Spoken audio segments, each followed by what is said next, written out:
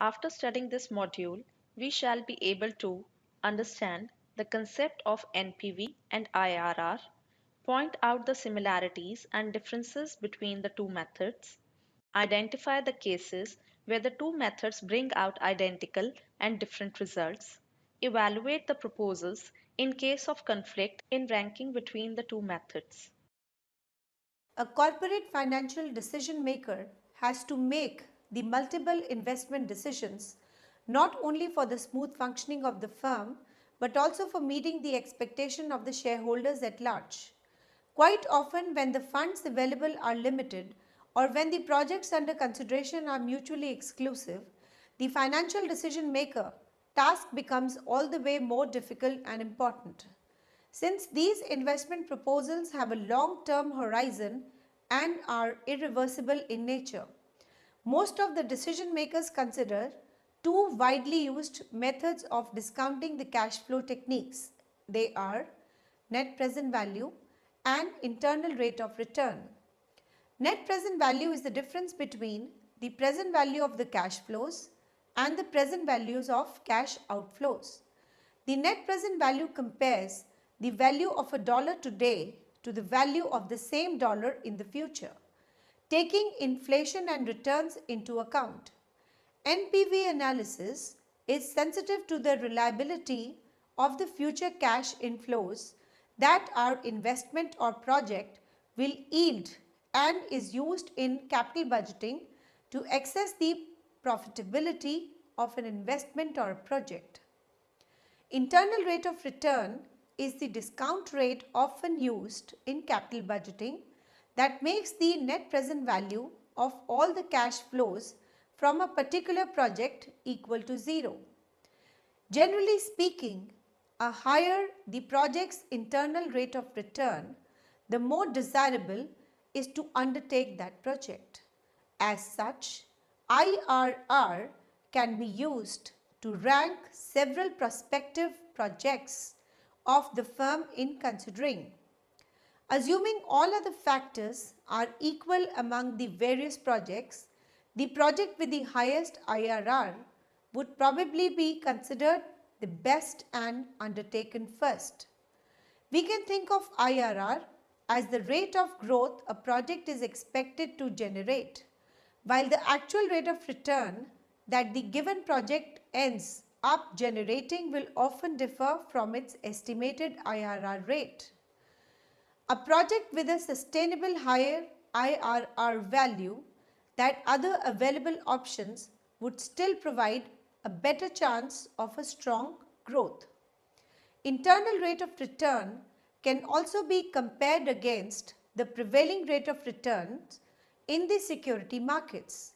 If a firm cannot find any project with the internal rate of return greater than the returns that are generated in the financial markets, it can simply choose to invest its retained earnings into the market.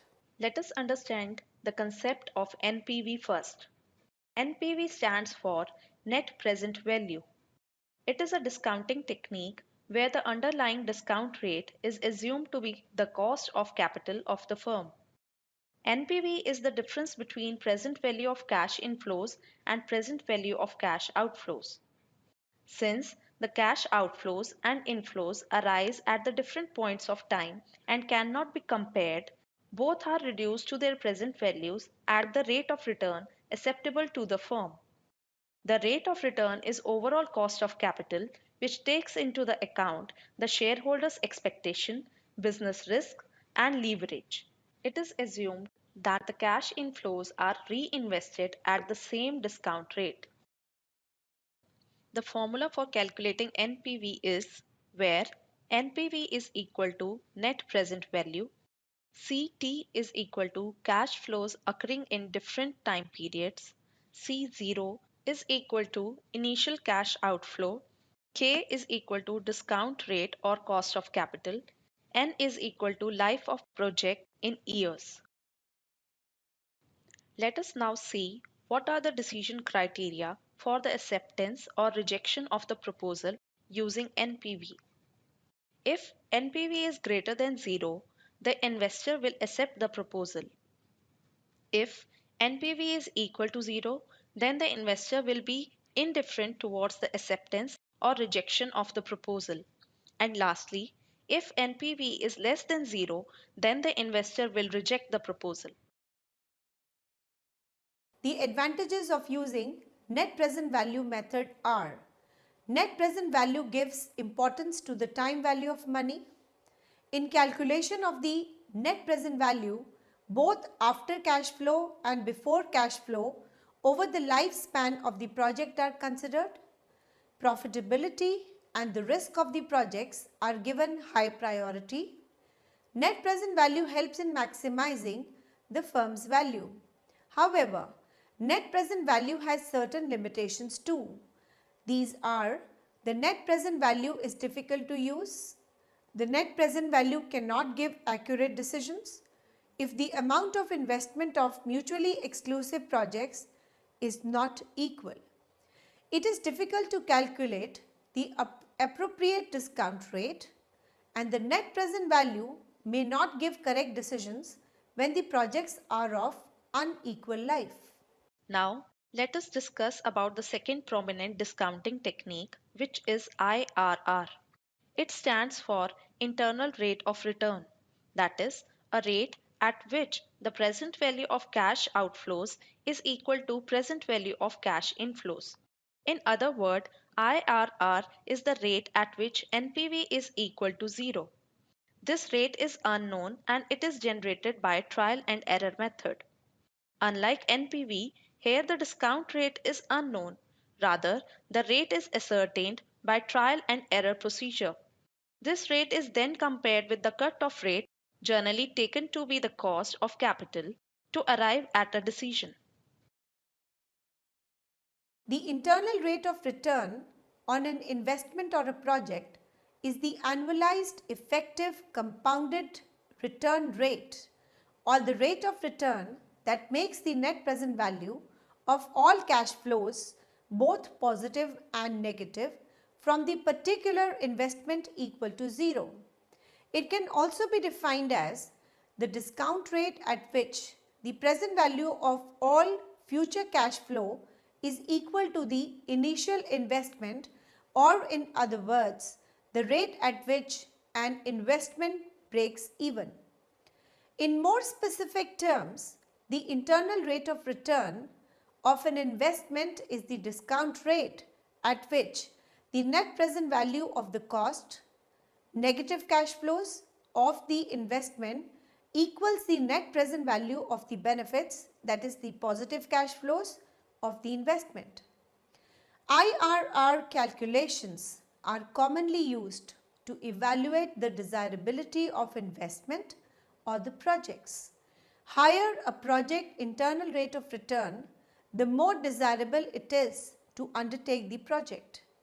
Assuming all projects require the same amount of upfront investments, the project with the highest internal rate of return would be considered the best and undertaken first. A firm or an individual should, in theory, undertake all the projects or investments available with internal rate of returns that exceed the cost of capital. Investment may be limited by availability of the funds to the firm or the firm's capacity or ability to manage the numerous projects.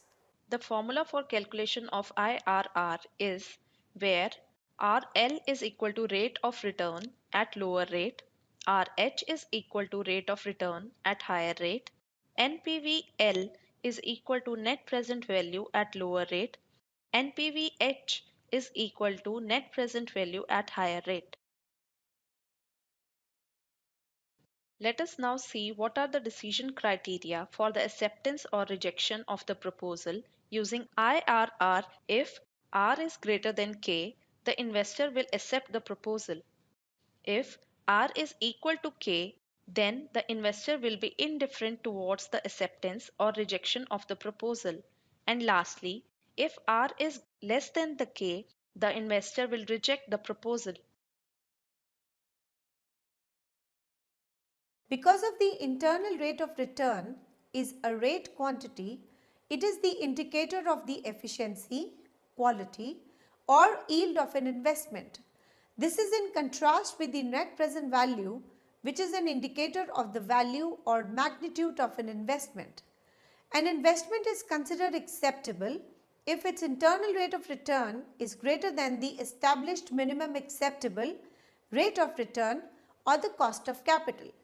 In a scenario where an investment is considered by a firm that has the shareholders, this minimum rate is the cost of capital of the investment, which may be determined by the risk adjusted cost of capital of alternative investments. This ensures that investment is supported by equity shareholders, since in general an investment whose IRR exceeds its cost of capital adds the value to the company, that is, it is economically profitable. On the other hand, the use of internal rate of return is by the corporations that wish to compare the capital projects. For example, a corporation will evaluate an investment in a new plant versus an extension of an existing plant based on internal rate of return of each project. In such a case, each new capital project must produce an internal rate of return that is higher than the company's cost of capital. Once this hurdle is surpassed, the project with the highest internal rate of return would be wiser investment. All other things being equal, including the risk.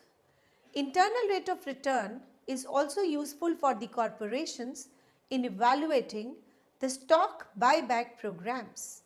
Clearly, if a company allocates a substantial amount to a stock buyback, the analysis must show that the company's own stock is a better investment than any other use of the funds for other capital projects, or that any acquisition candidate at the current market prices.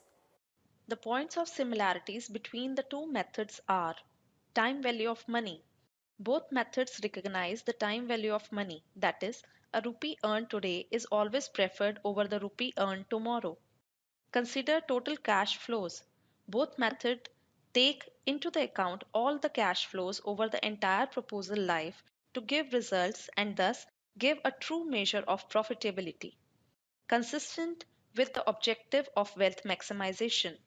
The objective of financial management is to maximize the economic well being of the owners, that is, shareholders' wealth maximization.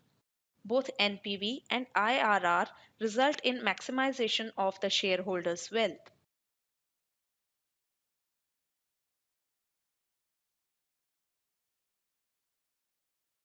There are also points of differences between the two techniques.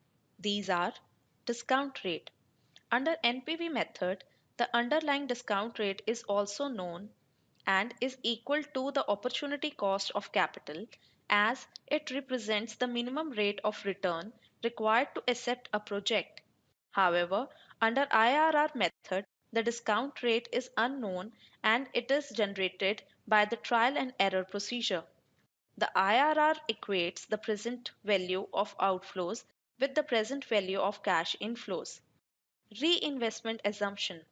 Though both the methods assume the intermediate cash inflows are reinvested at the discount rates, NPV methods assume that these cash inflows are reinvested at the cost of capital, while IRR method assumes the reinvestment at IRR. The assumption of NPV is more realistic as it indicates that all proposals earn at least the cost of capital. Multiple rates.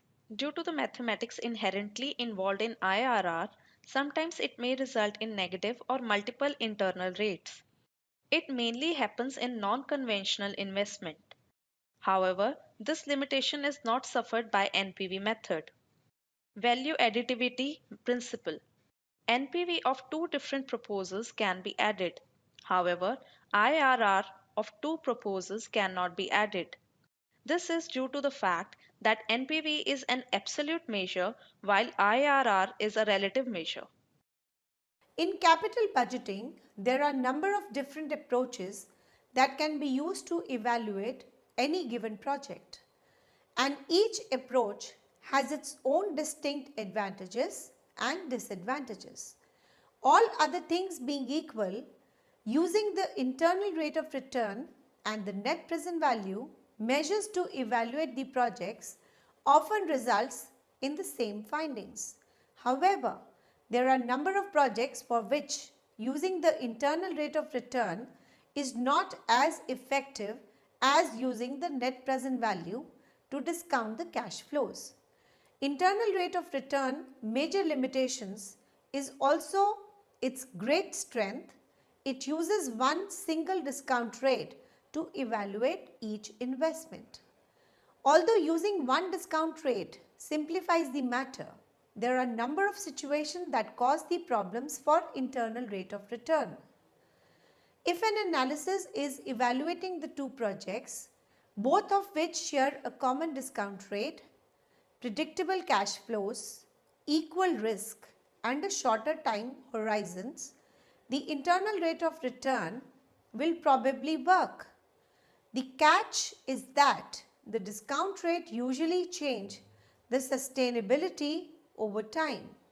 For example, think about using the rate of return on the T-bill in the last 20 years as a discount rate. One T-bill returned between 1% and 12% in the last 20 years. So clearly, the discount rate is changing. Without modification, internal rate of return does not account for changing discounting rates. So it's just not adequate for the long-term projects with a discount rate that are expected to vary. Another type of project for which a basic internal rate of return calculation is ineffective is a project with a mixture of multiple positive and the negative cash flows. Thus, there are at least two situations and solutions for internal rate of return that make the equal equation to zero. So, there are multiple rate of returns for the project that produce the multiple internal rate of returns. The advantage of using the net present value here is that the net present value can handle multiple discount rates without any problem. Each cash flow can be discounted separately from the other. Another situation that causes the problem for using of internal rate of return method is that when the discount rate of a project is not known. In order for the internal rate of return to be considered a valid way of evaluating a project, it must be compared to a discount rate. If the internal rate of return is above the discount rate, the project is feasible. If it is below, the project is considered infeasible. If a discount rate is not known or cannot be applied to a specific project for whatever reasons, the internal rate of return is the limited value. In certain cases, net present value method is superior. If a project net present value is above zero, then it is considered to be financially worthwhile. So why the internal rate of return method still commonly used in the capital budgeting? Its popularity is probably a direct result of its reporting simplicity. The net present value method is inherently a complex and requires the assumptions at each stage: discount rate, likelihood of receiving the cash payments, etc. The internal rate of return method simplifies the project to a single number that management can use to determine whether or not a project is economically viable. The result is simple, but for any project that is long term, that has multiple cash flows at the different discount rates, or that uncertain cash flows in fact for almost any projects at all, simple internal rate of return isn't good for such more than presentation value. The diagram depicts the nature of the results under both the methods. Despite the fact that the differences exist between the two methods, IRR will give same results as NPV in the following circumstances. First, conventional cash flows. It is a situation where an initial cash flow is followed by a series of cash inflows. Second, independent investment proposal. Proposals where the acceptance of one proposal does not result in non-acceptance of the other. Here, all the proposals above the cut-off rate can be accepted.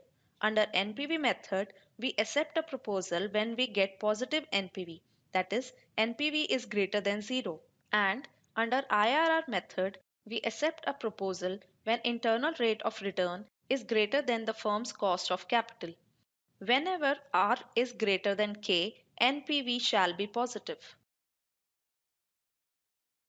The two methods give contradictory results in the case of mutually exclusive proposals.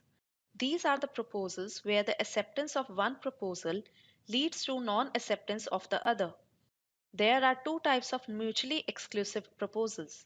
These are technical exclusiveness. It refers to the selection of the most profitable proposal out of the proposals under consideration. Financial exclusiveness. It is the exclusiveness which is imposed due to the financial constraints, that is, where firms' funds are limited.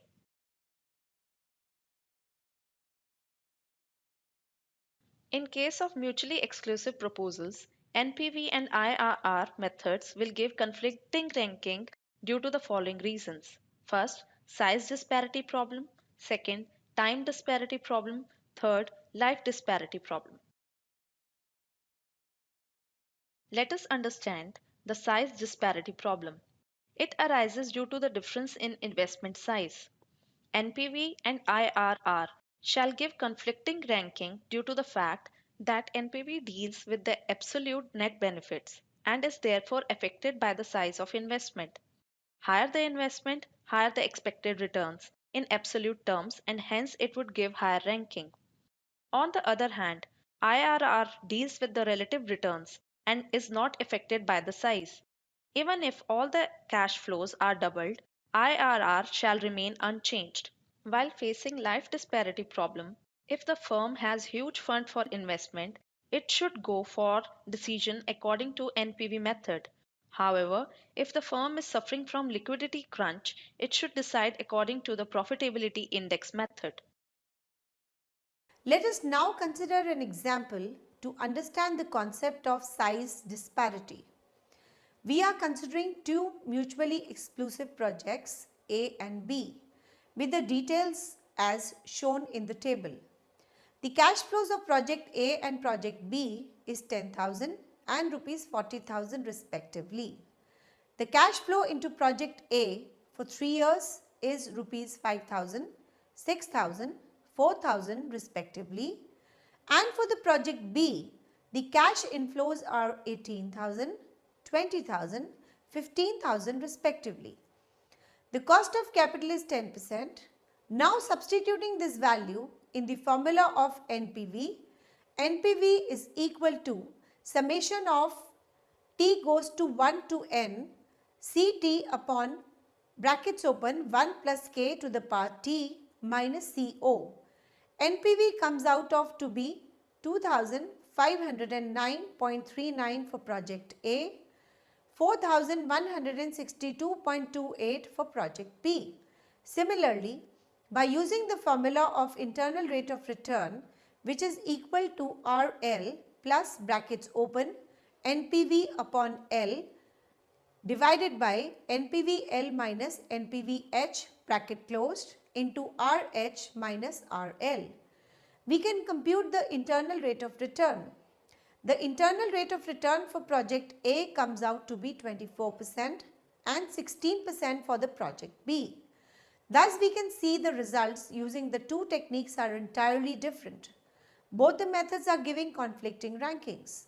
Project B should be selected according to NPV method, while project A should be selected according to IRR method. NPV deals with the absolute net profits and the benefits, and is therefore affected by the size of investment. Higher the investment, higher the expected returns in the absolute terms and hence higher rankings. In the above example, project B, investment is 4 times to that of project A. Therefore, net present value gives higher ranking to this project. On the other hand, internal rate of return deals with the relative returns and is not affected by the size. Even if all the cash flows are doubled, internal rate of return shall remain unchanged. Thus, considering the relative returns in the project A shall be selected. It is given higher returns, that is 24%. When the firm has huge funds for investments, it should go for a decision according to the net present value method. However, when the firm is suffering from liquidity crunch, it should decide according to the profitability index method. Moreover, we can also face time disparity problem when the timings of the cash inflows differ. The conflict in ranking arises due to the reinvestment rate assumption, which has already been discussed. Since the inherent assumption of reinvestment at generated IRR is absurd and unrealistic, one should use NPV as a decision criteria under time disparity. Time disparity problem occurs to difference in timings of the cash flows of different proposals. This situation arises when the relative larger cash flows of a proposal occur in earlier periods of its expected life, whereas relatively large cash flows of another proposal occur in the later periods. Let us understand the problem with the help of an example. As we can see in the table, the net present value for the project A is 1321.97 and 2932.18 for project B. The internal rate of return for project A is 14%, while that for the project B is only 13%. The conflict in ranking arises due to reinvestment rate assumption. According to net present value method, the cash flows are getting reinvested at a 10%, while internal rate of return assumes the reinvestment is made at 14% and 13% for project A and project B respectively. Since the inherent assumption of reinvestment at generated internal rate of return is absurd and unrealistic, one should use the net present value as a decision criteria under the time disparity. Lastly, NPV and IRR can also give conflicting ranking due to life disparity problem. It arises due to the difference in the expected lives of the projects. Whenever a firm faces life disparity problem, it is advisable to use EANPV, that is equivalent annual net present value method, to arrive at the concrete decision. The EANPV method makes projects with unequal lives comparable and thus a better approach over NPV in the life disparity problems. The difference in ranking can also occur due to difference in the expected lives of the concerned projects. Let us say we are considering two projects, project A with expected life of 1 year and project B with expected life of 4 years. The other details of the projects are as shown in the table. As it can be seen from the calculations in the table, even though the initial outlay in both the projects is the same, still both methods are giving contradicting rankings. It is due to the difference in the expected life of the projects. While according to internal rate of return method, the project A should be chosen since its internal rate of return is double than that of the project of B. The net present value method is giving a different signal. In the absolute terms, project B should be chosen over project A as it is resulting in higher net present value despite the longer economic life. Whenever a project faces the life disparity problem, it is advisable to use the ENPV, that is equivalent annual net present value method, to arrive at a concrete decision. The Equivalent annual net present value method makes the project's unequal lives comparable and thus a better approach over net present value in life disparity problems. Let us now summarize what we have learned in this module. In this module, we have learned about the concepts of NPV and IRR and their points of similarities and difference. Moreover, we also understood the situations where two methods result in the same and contradictory results. We also discussed the three problems where two methods give conflicting ranking to mutually exclusive projects. Let us recapitulate what we have learned in this module. The net present value and internal rate of return are two critical capital budgeting evaluating methods. The net present value is difference between the present value of the inflows and the present value of the outflows. The internal rate of return is the rate at which the net present value is equal to 0. The net present value and internal rate of return are similar as both the methods recognize the time value of money. Consider the total cash flows and are consistent with the objective of shareholder wealth maximization. Both methods can be distinguished on ground of discount rate. They consider their reinvestment assumptions, multiplicity of rates and the value additive property. The net present value and internal rate of return give consistent results in case of independent and conventional investment proposals and contrasting results when the proposals are mutually exclusive. Points of conflict in ranking of the two methods arise due to problem of disparity in terms of size, time and life.